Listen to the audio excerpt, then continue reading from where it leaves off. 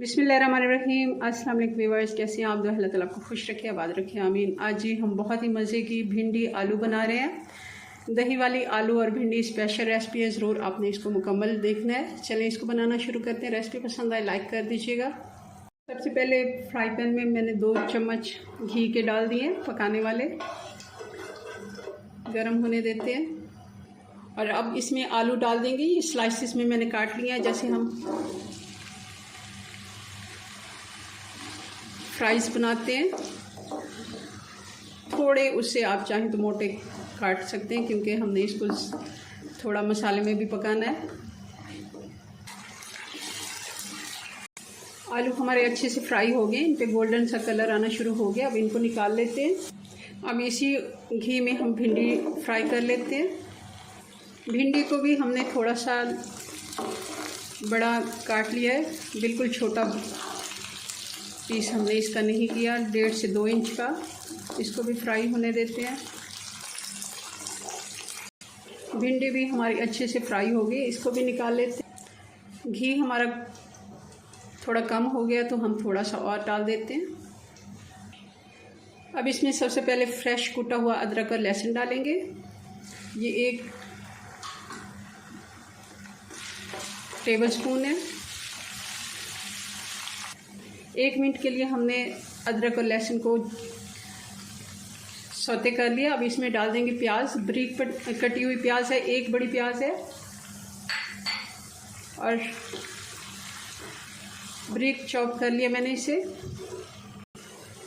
3 से 4 मिनट के लिए हमने प्याज को भी अदरक लहसुन के साथ फ्राई कर लिया। बहुत ही अच्छी खुशबू आ रही है अदरक और लहसुन की प्याज के साथ। और अब इसमें डाल देंगे हम 1 बड़ा टमाटर है, बारीक कटा हुआ। और अब 1 टेबलस्पून कुटी हुई हरी मिर्चें डाल देंगे।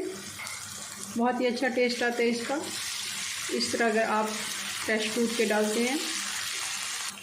थोड़ा सा पानी डाल के इसको और फ्राई कर लेते हैं। और साथ ही इसमें मसाले डाल देंगे। 1 टीस्पून नमक, 1.5 टीस्पून लाल मिर्च पाउडर, 1/2 टीस्पून हल्दी पाउडर और 2 टीस्पून धनिया और ज़ीरा पाउडर।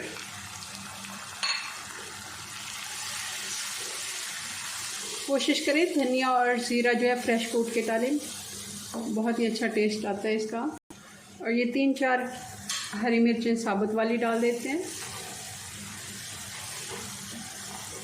अब हम डाल देंगे आधा कप दही का, अच्छे से फेंट के, और इसको चलाते हुए पका लेंगे।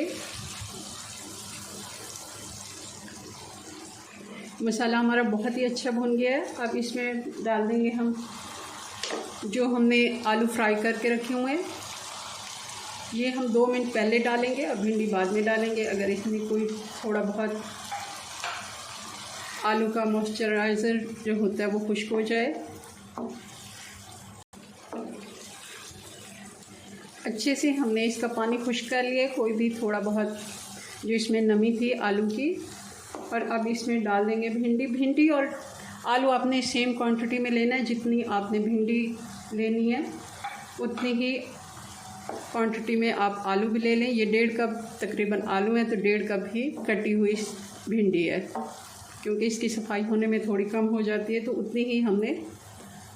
अब बिल्कुल दम वाली आंच पे हम इसको 5 मिनट के लिए ढक्कन लगा देते हैं और फिर इसको डिश आउट। जी, तो चूल्हा बंद कर देते हैं।